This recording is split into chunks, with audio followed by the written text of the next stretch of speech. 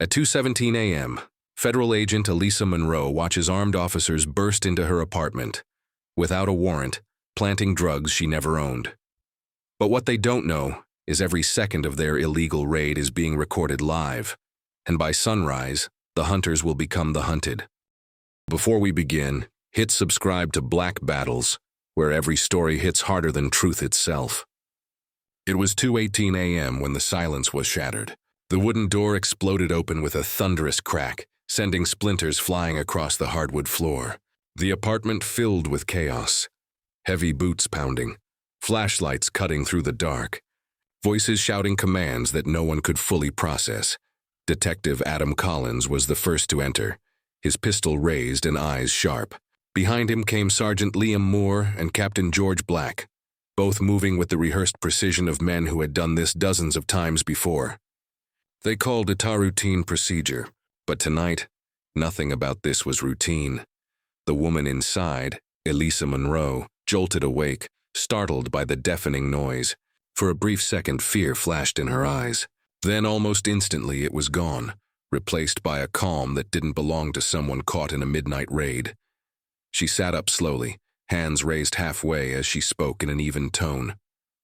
"Where's your warrant?" she demanded. "I want to see the warrant number." Her voice was steady, too steady. It unsettled Adam, though he didn't show it. He'd raided drug houses before.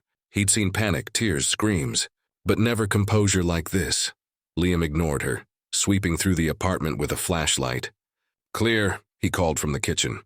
George, the captain, gave a short nod. The kind of nod that meant do it. Adam moved straight toward the cabinets, pulling them open one by one.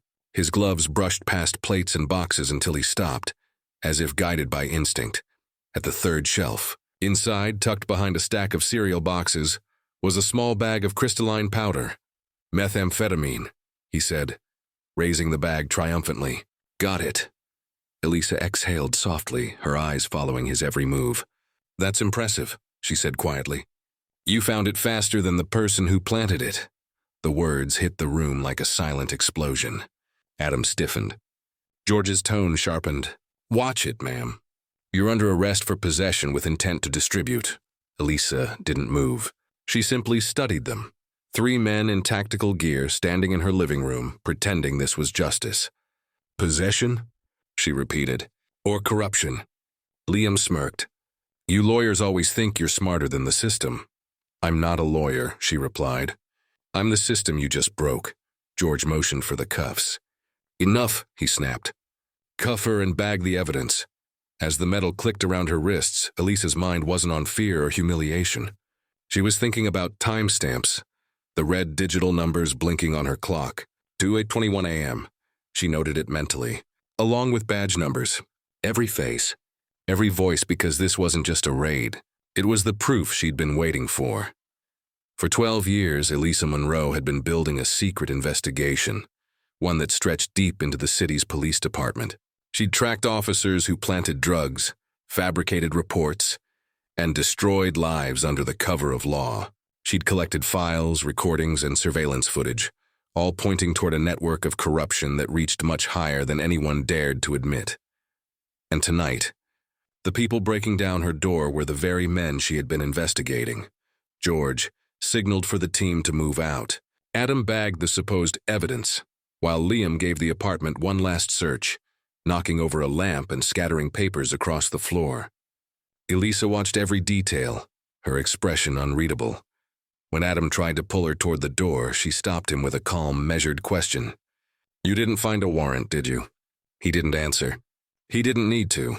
The truth was, there was no warrant, no legal authorization, just an anonymous tip that had been conveniently verified earlier that day. And though Adam tried to believe this was a clean operation, a part of him, a small, nagging part, knew it wasn't. Outside, the night was cold and quiet. The flashing red and blue lights reflected off nearby windows as they led Elisa down the steps. Neighbors peeked from their curtains, whispering about the woman in handcuffs. To them, it looked like justice. To Elisa, it was confirmation. Every second of the raid had been captured by hidden cameras embedded in her apartment walls. Audio, video, timestamps, everything. Even now, As the officers loaded her into the back of a squad car, her concealed transmitter sent the live footage to an encrypted cloud server, evidence that would soon shake the entire department. Adam climbed into the front seat, glancing back at her reflection in the glass divider. She wasn't crying. She wasn't even angry. She was waiting. "What?" he muttered. "You think you're getting out of this?" Elisa tilted her head slightly, her voice calm and certain. "You just made your biggest mistake, detective." "You raided a federal agent," Adam froze. "What did you say?" But before she could answer, George barked from the driver's seat. "Drive." The car pulled away into the darkness, leaving the shattered door behind, a symbol of what had just begun. Inside the car, Elisa looked out at the streetlights flashing past. Her wrists ached, but her resolve was unshaken, because she knew something the others didn't. This wasn't the end of her story. It was the beginning of theirs. 3 weeks before the raid, Elisa Monroe sat in her dimly lit apartment, her eyes fixed on the glow of multiple screens. Lines of encrypted data flickered across her laptop. On one monitor, a live map of the city pulsed softly. On another, names and case numbers scrolled down like digital ghosts. People wrongfully imprisoned. Lives destroyed by planted evidence. Outside, rain tapped gently against the window, but inside, the storm had already begun. Elisa wasn't an ordinary investigator. She was a federal agent working undercover, though very few knew the truth about her assignment. Her target wasn't a drug cartel or a terrorist cell. It was something more dangerous. Corruption inside law enforcement itself. She'd started this mission 12 years ago, back when she was still a rookie analyst for the Department of Justice. A single arrest, a teenage boy found with drugs in his backpack, had caught her attention. The evidence didn't add up. The arresting officer's story had gaps, and when she dug deeper, she realized that the same officer had testified in nearly 20 similar cases, all with identical patterns, all ending in guilty pleas. That boy had gone to prison. And Elisa had never forgiven herself for not stopping it sooner. That moment became the foundation of everything that followed. For over a decade, she collected proof, hidden camera footage, phone intercepts, forged warrants, and confidential memos buried deep in department archives. She connected the dots between officers who were supposed to serve justice, but instead sold it. Now, after years of silence, the puzzle was almost complete. Every line of evidence pointed toward the same group, a network led by Captain George Black, Detective Adam Collins, and Sergeant Liam Moore, the same men who would, weeks later, break down her door. Elisa leaned back in her chair, exhausted but relentless. She took a sip of cold coffee and opened a folder marked Project Atlas. Inside were hundreds of documents, statements, screenshots, bank transactions. Her hand trembled slightly as she flipped through the pages. She wasn't afraid of being discovered. She was afraid she'd missed something. One mistake could destroy everything. Suddenly, her phone vibrated. A notification flashed. Intercept received, Police Channel 04. She clicked the file and voices filled the room. Static-laced, but clear enough. Adam Collins. The higher-ups want it done this month. No paperwork, just the evidence. Liam Moore. And the target? Collins, Elisa Monroe. She's been snooping around the wrong files, Elisa froze. Her name, spoken so casually like she was just another mark. She played the recording again, slower this time, her stomach tightening with every word. They weren't just suspicious of her. They were planning something. She stared at her reflection in the dark laptop screen. The rain outside grew heavier, the city lights blurring behind the drops. A part of her wanted to call for backup, to end this before it got dangerous. But another part, the part that had carried her this far, knew that if she stopped now, everything would vanish. The truth would be buried again. No, she wouldn't run. That night, she began her counter-surveillance. She installed new recording devices, small enough to fit behind picture frames and air vents. She rewired the light switch to act as a silent trigger for her security system. Every movement inside her apartment would now be captured on camera. Every sound is recorded, encrypted, and backed up to a remote server. Then she printed a single document, her federal credentials, and placed them neatly on her desk where anyone could see them. If they came, she wanted them to know exactly who they were violating. It was a trap, yes, but a necessary one.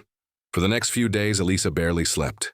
She monitored her apartment from nearby coffee shops, using an encrypted connection to access her security feeds. She watched as unmarked cars parked too long on her street. The same faces appeared at odd hours, officers pretending to patrol, but really they were watching her.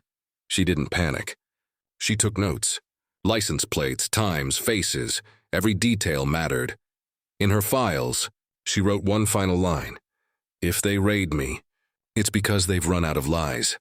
That sentence stayed on her screen long after she'd typed it, like a warning and a prophecy all at once. By the third week, the tension around her apartment was so thick it could be felt through the walls. She knew they were coming. She even knew when, roughly between 1 and 2 a.m. It was always the same window for illegal raids, less chance of witnesses, more time to falsify paperwork before sunrise. So she waited, not with fear but with purpose.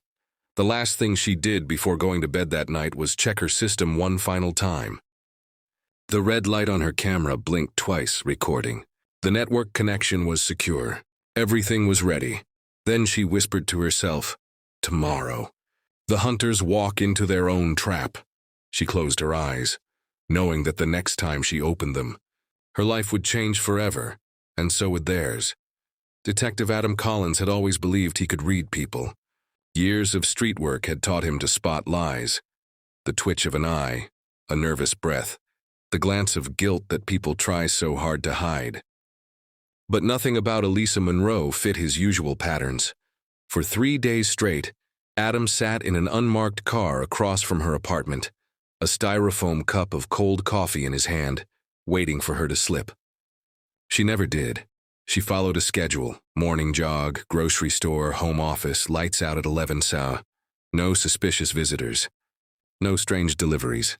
Just a quiet woman living a quiet life, at least. That's how it looked on the surface. Adam didn't know that the woman he was watching him, too. Inside her apartment, Elisa sat before a wall of monitors, each screen showing a different camera feed. The parking lot, the street corner, the stairwell.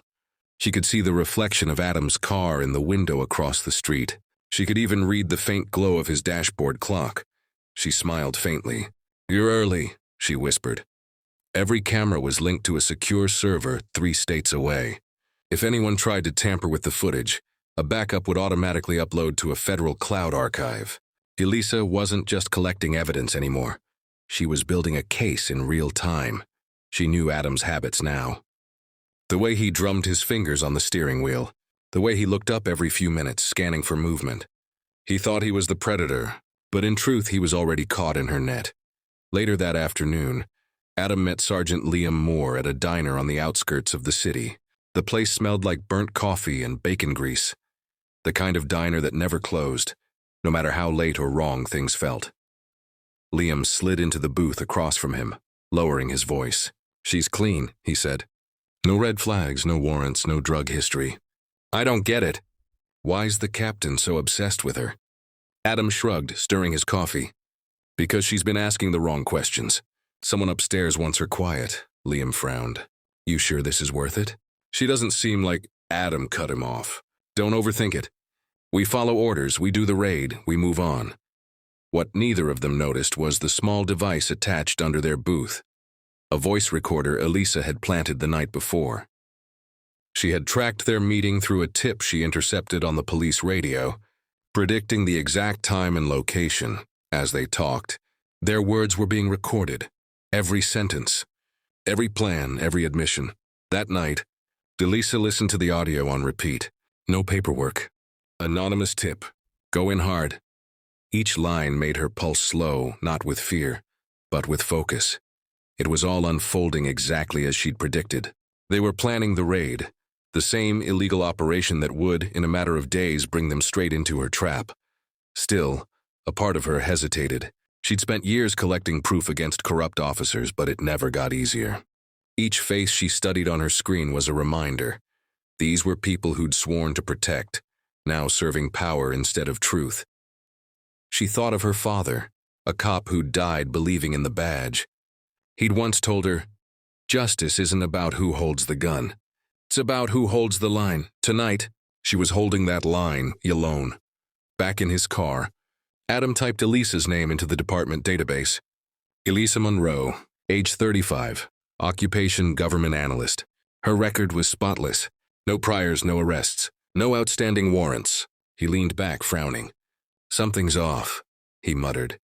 He didn't see the small lens embedded in the streetlight above, recording his every move. Across the street, Elisa watched him through her monitor. He's getting close, she whispered. Too close. Her phone buzzed with an incoming message, an encrypted alert from a private contact. They're moving early, be ready. 48 hours. She stared at the words, then looked back at the feed showing Adam sitting in his car, tapping his fingers to some silent rhythm. She almost pitied him. Almost.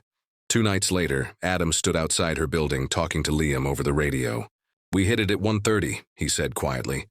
Captain wants it clean. In and out, Liam responded. No warrant? None. We'll fake one after. Adam didn't realize the small transmitter in his radio mic had been hacked. Elisa had been listening to their every word. From her desk upstairs, she heard the confirmation, her heart steady but heavy. She opened a folder on her screen labeled Phase 7, Counter Operation. One click armed every camera, every microphone, every sensor in her apartment. If they wanted to play God, she would show them what judgment looked like. She leaned back in her chair, the city lights reflecting in her eyes. Come on then, she whispered softly. Let's finish this. The digital clock beside her bed flickered, 1:28 a.m. Outside, the sound of engines approached. The hunters were on their way. But what they didn't know was that the woman they were hunting had already written their ending. The clock read 1:31 a.m. Outside, the night was unnervingly still. No wind, no traffic. No sound except the faint hum of engines approaching from down the street. Inside her apartment, Elisa Monroe stood barefoot in the dark, the faint glow of her digital clock reflecting off her eyes. She had been waiting for this exact moment. Every camera was armed, every microphone live, and every byte of data streaming to a secure federal server. This wasn't a coincidence. This was choreography. The trap was set. Outside, Detective Adam Collins stepped out of the armored van, adjusting his vest. The cold air bit at his face as he signaled to his team. Positions, he whispered. Sergeant Liam Moore tightened his grip on the battering ram, while Captain George Black read from a sheet of paper, the same piece of paper they all knew wasn't real. A fabricated warrant printed hours earlier and stamped with a false signature. George looked up. No mistakes tonight. Quick entry. Secure the target. No witnesses? Adam gave a short nod. But deep down, a thin thread of unease tugged at his chest. Something about this didn't feel right. Monroe wasn't like the others. He shook it off. Ready? He said. Then with a sharp motion of George's hand, boom! The door exploded inward. Wood splinters flew like shrapnel, the sound echoing through the hallway as flashlights cut through the smoke. Police! Search warrant. Adam shouted, voice rehearsed, words hollow. But Elisa didn't scream. She didn't run. She was standing right there at the end of the hall, illuminated by their own flashlights. Her hands were at her sides, calm, composed. She looked almost like she had been expecting them. George stepped forward, weapon raised. Don't move. Hands where I can see them. Elisa tilted her head slightly. You must be Captain Black, she said softly. I've read all your reports. Very creative paperwork, Liam barked, on the ground. But Elisa didn't move. Instead, she pointed at the desk behind her, where a single document sat under the light. Her federal ID badge glimmered beside it. Before you do anything you can't undo, she said evenly, you might want to take a closer look at that. Adam's eyes flicked toward the desk, uncertainty flashing across his face. George noticed it and snapped, Ignore her! She's bluffing. Liam moved toward the kitchen, flashlight darting from counter to cabinet. I've got movement in here, he called. Within seconds, he'd pulled open a cabinet door and held up a small plastic bag of white crystals. Got it, George smirked. That's all we need. Cuff her. Elisa didn't resist. She raised her hands, her gaze steady on Adam, and for a brief moment he saw something in her eyes that made his stomach twist. Not fear, not guilt, something worse. Certainty. You just planted evidence in a federal agent's home, she said quietly as Liam snapped the cuffs around her wrists. Congratulations. That's obstruction, falsification, and violation of Civil Code 18242. Want me to list the penalties? Or should I let your lawyers do that part? George laughed bitterly. You think anyone's going to believe you? Elisa smiled faintly. I don't need anyone to believe me. I just need you to keep talking. And right on cue, a soft click sounded from the corner of the room, the faint hum of her hidden recording devices. Every second of the raid, every false statement, every act of corruption was being broadcast live to the federal servers she had prepared weeks ago. The officers didn't notice the small blinking red light hidden inside the smoke detector. They didn't notice the audio pickup behind the lamp. They didn't realize their own body cameras had been remotely hacked, streaming their every word directly to the DOJ's cyber unit. They were no longer the hunters. They were the evidence. As they dragged Elisa toward the door, Adam felt the weight of something shift inside him. He couldn't explain it, but he knew, deep down, that this was wrong. He looked at her again. She wasn't pleading. She wasn't fighting. She was documenting. What are you doing? He asked, almost whispering. She met his gaze, her voice calm, unshaken. Watching justice build itself, he frowned. What the hell does that mean? You'll find out soon enough, she said softly. Just make sure you keep your badge polished. You'll need it when you testify. Outside, the team loaded her into the back of the van. The night air smelled of wet asphalt and guilt. George ordered the team to clean up to remove any trace of the forced entry. We were never here, he barked. As the van pulled away, Elisa leaned her head back against the cold metal wall, her wrists still bound. Through the small window, she could see the faint glow of her apartment, and the tiny red light still blinking steadily inside. The evidence was safe. The recording was live. The system she'd built was already in motion. And as the van disappeared into the darkness, Elisa Monroe whispered to herself, "Let them bury me. I've already dug their graves." The van screeched to a halt in the back lot of the District 14 Police Headquarters. Rain hammered the metal roof. Thunder rolled across the sky, and the air smelled of rust and gasoline. Inside the van, Elisa Monroe sat motionless. Her wrists were cuffed, her face still calm, but her eyes told a different story. They weren't the eyes of a suspect. They were the eyes of someone counting the seconds. Detective Adam Collins opened the door and motioned for her to step out. "Watch your head," he said quietly. She did. Without a word. The others, Captain George Black and Sergeant Liam Moore, walked ahead, whispering to each other in clipped tones. They were nervous. The kind of nervousness that comes when adrenaline fades and conscience starts whispering. Inside the precinct, the fluorescent lights flickered. A faint smell of coffee and gun oil hung in the air. George handed over a clipboard to the desk sergeant. "Arrest of Elisa Monroe. Possession with intent to distribute," the sergeant blinked. "Monroe, as in Agent Monroe?" George's tone sharpened. "You heard me. Put her in holding. Interrogation in 10. Adam caught that hesitation in the sergeant's face, that slight frown of confusion.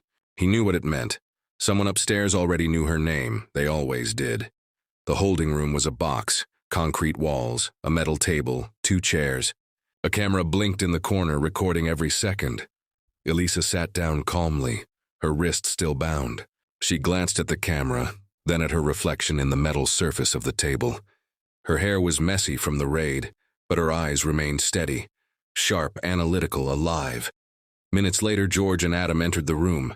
George tossed a file on the table. "You've got a lot of explaining to do, Agent." Elisa raised an eyebrow. "Do I?" he smirked. "You were caught with enough meth to put you away for 20 years. The badge won't save you this time." Elisa leaned back. "That's funny, because the meth you found doesn't match the batch number from your last evidence locker audit. Would you like me to recite the code? It's all on your report." "Captain," George's jaw tightened. "You think you're clever?" "No," she said softly. "Just better at paperwork." Adam watched silently. He could feel something unraveling, not in her but in them. Her calmness wasn't arrogance. It was structured. She was orchestrating every word. Elisa turned her gaze to him. "Detective Collins," she said. "How long have you been on the force?" He hesitated. 12 years. Then you know this isn't standard procedure, she said. No warrant verification. No chain of custody. No evidence seal. Someone's setting you up to take the fall. George slammed his hand on the table. Enough. The camera caught everything. The rage, the threat, the nervous shift in Adam's posture. Elisa didn't flinch. She looked right at George and whispered, "Keep yelling. The mic likes emotion. It records better." Outside the interrogation room, an analyst sat at a desk in the surveillance bay, staring at the feed. Something strange was happening on the monitors. A flicker, a shift. Then a new overlay appeared. Live recording, DOJ secure link. The feed was streaming to a federal system outside their network. Within seconds, alerts began to ping in the background. The station's network was compromised, but not by an outsider. By Elisa. Back in the room, George's voice was rising. "You think anyone's coming to save you?" "You're finished," Elisa smiled faintly. "You're right. Someone is finished.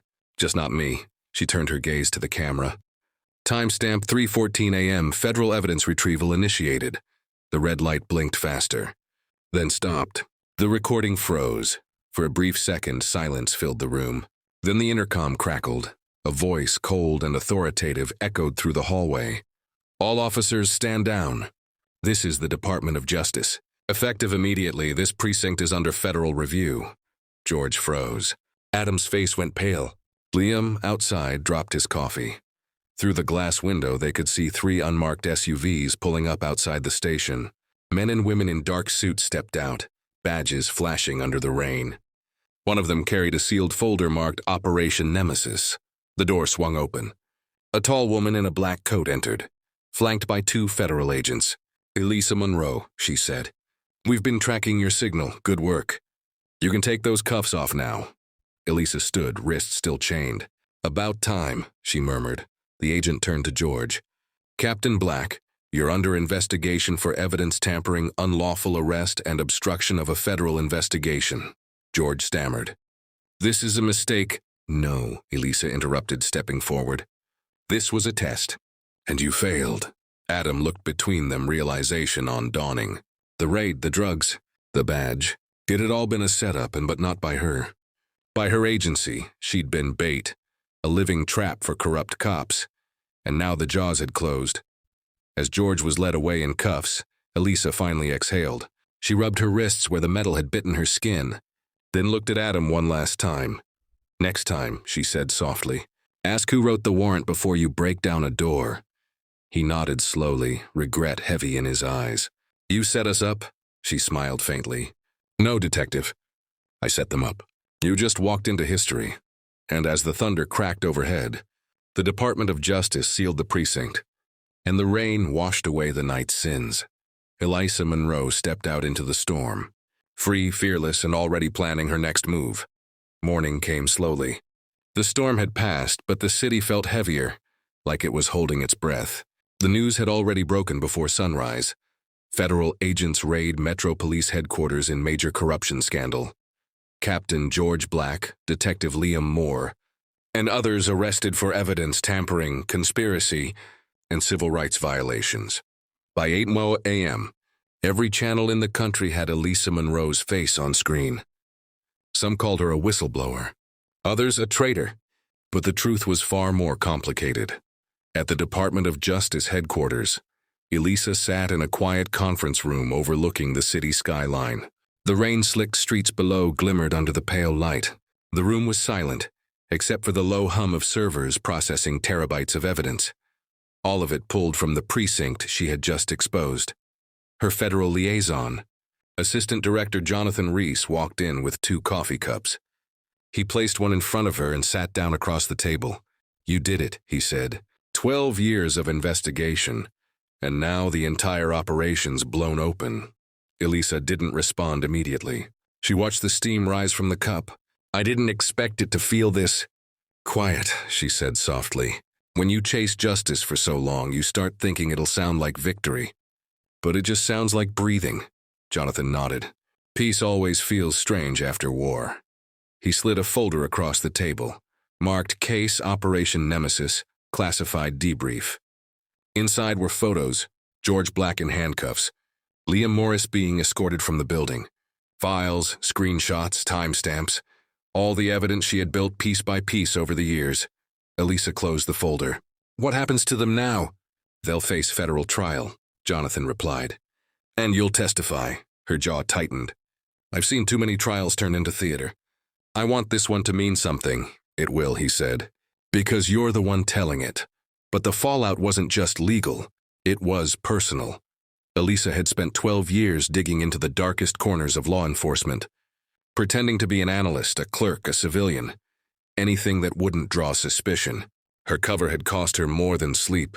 Friends had vanished, colleagues had turned, and one of them she had loved once. She reached into her pocket and pulled out a small silver locket. Inside was a faded photo. Maya Foster, a young officer who'd gone missing years ago after trying to expose the same corruption Elisa had now destroyed. Jonathan noticed. You still carry that? Elisa nodded. She was the first to believe me, the first to disappear because of it. Every day I wondered if it was my fault. He sighed. You didn't fail her, Elisa. You finished what she started. She looked out the window. Maybe, but justice doesn't bring anyone back. Later that afternoon, she stood before a wall of reporters. Flashes erupted like fireworks. Microphones thrust forward. Everyone wanted the same thing. A statement, a confession, a story. Elisa Monroe, one reporter shouted. Were you working undercover for the DOJ all along? Yes, she said firmly. For 12 years, I've been investigating systemic corruption within multiple departments. What happened at Metro PD was only one chapter in a much larger case. Another voice called out. Are you saying there are more officers involved? She met their gaze. I'm saying corruption doesn't end with an arrest. It ends when people stop being afraid to confront it. The crowd went silent. Her voice cut through the noise like a blade. She didn't smile. She didn't celebrate. She simply turned and walked away, escorted by agents who knew she'd just become both a national hero and a target. That night, Elisa returned to her apartment for the first time since the raid.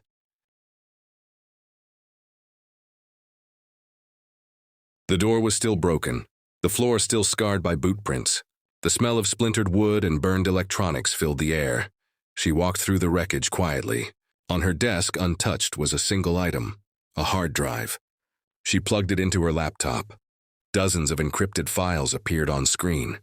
Each was labeled with a name, a badge number, and a date. But there was one folder that made her stop.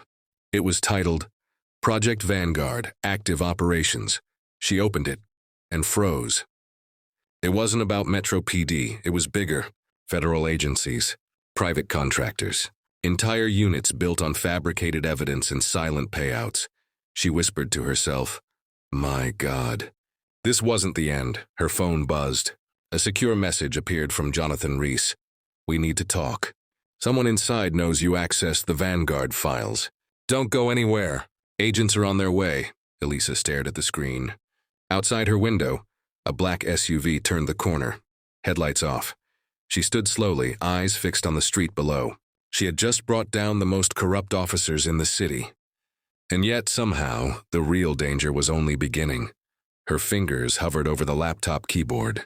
She encrypted the new files, sent them to 3 off-site servers, and whispered the same words she'd used the night of the raid. Everything is recorded. Then she shut the laptop, grabbed her coat, and disappeared into the rain. The storm had broken hours ago, but the city still felt soaked in tension. Washington, D.C., slept under a low mist, the streets shining silver under streetlights. In that silence, a single figure moved through the rain. Elisa Monroe. Her coat drawn tight, her footsteps echoing on the wet pavement. In her hand, she carried a single encrypted document labeled Project Vanguard. Inside it lay the names, the evidence, and the truth that could burn the entire Department of Justice to the ground. She stopped outside the Capitol Justice Center, glancing up at the vast marble building glowing under the night sky. The drive felt heavy in her hand, not because of its size, but because of what it carried. Her phone buzzed. A single message from Assistant Director Jonathan Reese appeared on the cracked screen. They know. Don't come here. Trust no one. Elisa stared at the message for a long second, then slid the phone into her pocket. Too late, she murmured. Inside, the corridors were nearly empty. The echo of her heels was the only sound that broke the silence. Her clearance still worked. The scanners beeped green at every checkpoint. But she could feel it in the air. Eyes watching her from unseen cameras, shadows shifting behind tinted glass. She reached the top floor, the executive wing. Lights built out from the last conference room at the end of the hall. 3 men sat inside, dark suits, polished shoes, faces hard as stone. And sitting among them was Jonathan Rees, her mentor. Hea Hendla, the man she'd trusted for 12 years. Their eyes met through the glass. His expression didn't change. Elisa pushed the door open. The heavy silence cracked. "Elisa," Jonathan said quietly. "You weren't supposed to come." She smiled faintly. "You sent the warning. You knew I'd ignore it." The man to Jonathan's right, a stern official with cold blue eyes, he stood. "Agent Monroe, you have classified material. Hand it over." Elisa's tone was calm. "This isn't classified. It's evidence." Jonathan exhaled slowly. "You don't understand what you've uncovered." Her jaw tightened. "Then explain it." He hesitated. The other men exchanged glances, and finally Jonathan said it. "Vanguard wasn't corruption. It was control." "Control of what?" she asked. "Information," Jonathan said. "Every file, every trial, every case. We filter what the public sees, remove what they shouldn't. We protect order." Her eyes narrowed. "You manipulate justice," he didn't flinch. "We preserve it." Elisa stepped closer, her voice low and cutting. "By planting evidence? Framing innocence? Killing witnesses?" Jonathan's silence said everything. "You think chaos is justice?" he said at last. "You think people can handle the truth? You're destroying the one system that keeps this country from burning." Elisa's voice trembled, not from fear, but rage. "Then maybe it needs to burn." The men stood ready to move, but Elisa placed the drive on the table. "You can destroy it," she said, "but it won't matter. The files have already been uploaded to 4 encrypted servers across the world. By now, half the press has copies. The rest will soon," one of the officials hissed. "You have no idea what you've done." She looked directly at Jonathan. "I know exactly what I've done. I ended your shadow war." Jonathan stared at her, then sat back slowly. "Then it's over." "For you," she replied, "within hours. Chaos erupted across every major news network. Project Vanguard exposed. DOJ surveillance and evidence manipulation uncovered. Whistleblower Elisa Monroe leaks thousands of classified files. Government offices went into lockdown. Agents turned on each other. Arrests spread like wildfire. And as the nation watched, one truth became undeniable. The Department of Justice had been policing the people and itself. Days later, the Justice Center stood half empty, a crime scene under investigation. Jonathan Rees was led through the same hallways he'd once ruled, wrists cuffed, his face pale. A journalist shouted from the doorway, "Director Rees!" "Any comment?" He paused, glancing up at the cameras. His voice was low, bitter. She knew exactly what she was doing. And he was right. A month later, far from D.C., a lighthouse stood against the roaring Atlantic coast.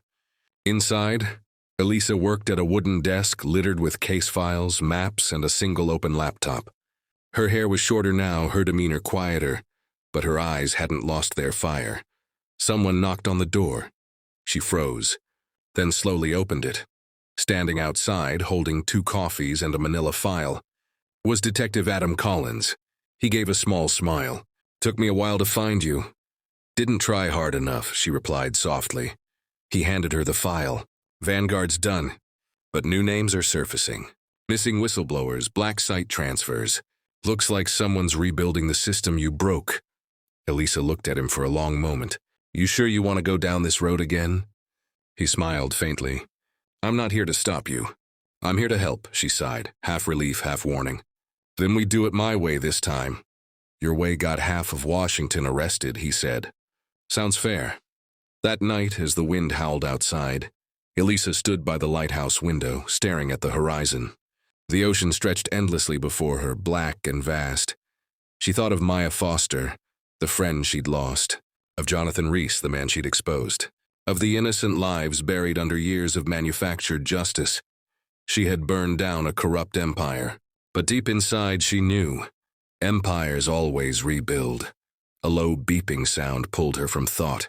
Her laptop screen lit up. A new message, encrypted, no sender. It contained only 3 words. You missed one. Elisa stared at it, her heart pounding. She opened the attached photo. It showed a man sitting in a high-rise office wearing a DOJ pin, and behind him on the wall was the seal of a new initiative. Project Legend. Her jaw tightened. She turned off the monitor, slipped on her coat, and whispered to herself, "Then the hunt isn't over." She grabbed her gun, tucked the drive into her jacket, and stepped out into the storm. Thunder rumbled over the sea as the lighthouse beam swept across the waves. This time, Elisa Monroe wasn't the hunted. She was the reckoning. Final line, criminal ending. In a world built on lies, justice isn't served in courtrooms. It's delivered in the dark.